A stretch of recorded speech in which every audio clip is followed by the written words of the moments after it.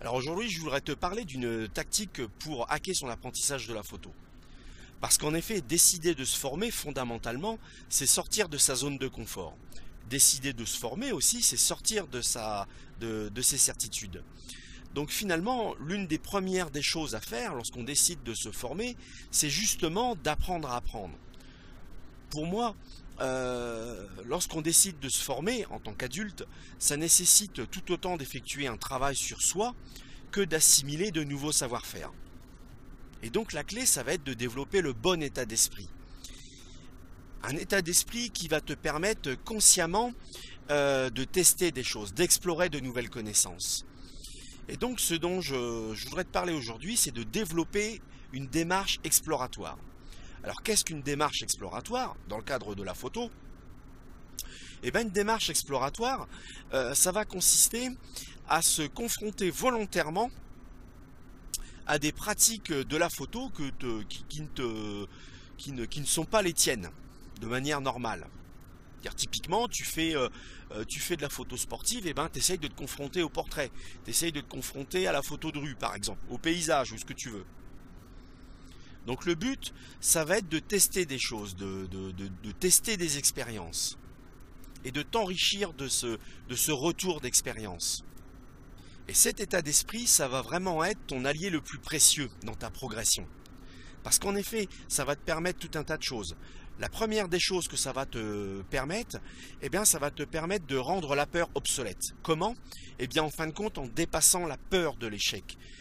Dis-toi qu'au contraire, si tu veux progresser 2 fois plus vite, il faut que tu fasses 2 fois plus d'erreurs. Tu vois, par exemple, en ce qui me concerne, moi à la base, ma première formation, je suis issu du monde du pré-presse, dans l'imprimerie, c'est-à-dire aujourd'hui ce qu'on appellerait la PAO.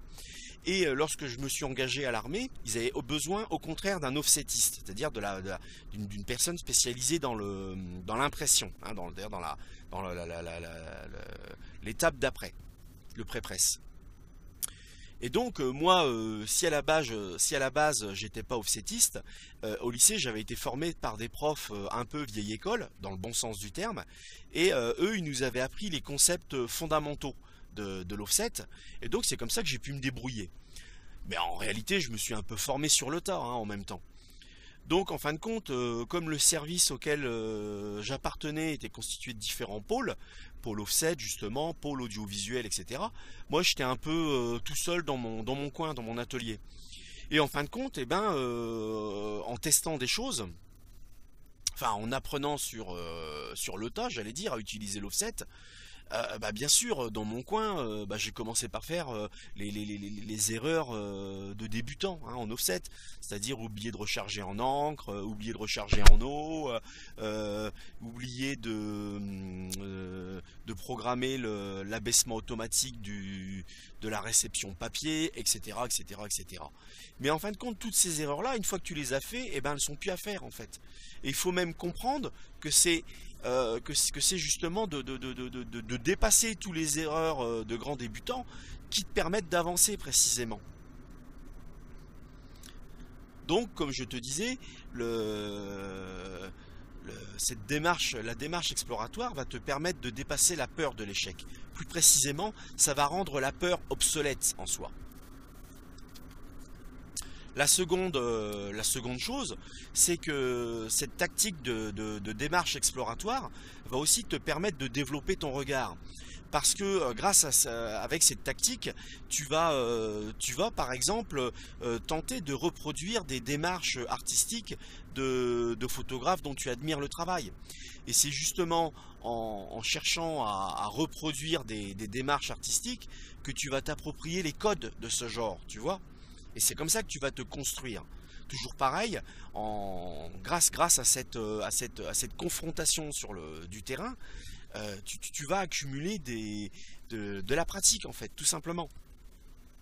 Alors bien sûr, également la démarche exploratoire va te permettre d'affiner ton workflow, d'affiner ton setup, d'affiner tes scripts d'organisation de séance, bien sûr, parce que tu vas en tester plusieurs de chaque. Et bien sûr, cette démarche exploratoire est toujours valide, même lorsque tu n'es plus débutant, hein. Au contraire, c'est justement ça qui va te permettre de continuer à avancer, qui va te permettre d'accéder au next level, comme on dit. Alors pourquoi développer une démarche exploratoire, fondamentalement? Eh bien parce qu'en fait, il faut comprendre qu'il y a une différence entre savoir et connaître. Ce qui nous aide à nous construire, c'est tout autant nos échecs, nos réussites en demi-teinte.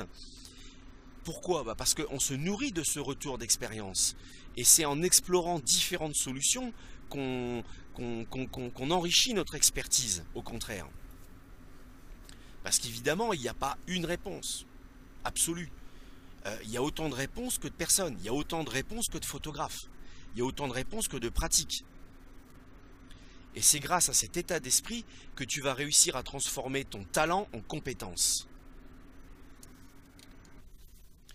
Pour conclure, je dirais que se former, particulièrement en tant qu'adulte, c'est une opportunité extraordinaire de dépasser certaines de nos croyances limitantes qui nous enchaînaient jusqu'à présent.